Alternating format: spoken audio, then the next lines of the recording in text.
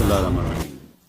Mr. Chairperson, Pakistan is the country whose contribution to global emissions is less than 1%.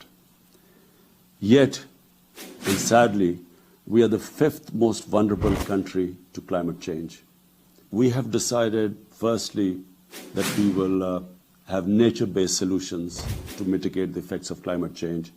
First, by planting 10 billion trees in the next 3 years. Secondly, we have increased the number of national parks, protected areas, from 30 to 45. At the same time, we have decided that we will not have any more power based on coal. We have already scrapped 2 coal power projects, which were supposed to produce 2,600 megawatts of energy, and replaced it by hydroelectricity. As far as our indigenous coal goes, we have decided to look for clean, produce energy either by coal to liquid or coal to gas, so that we do not have to burn coal to produce energy.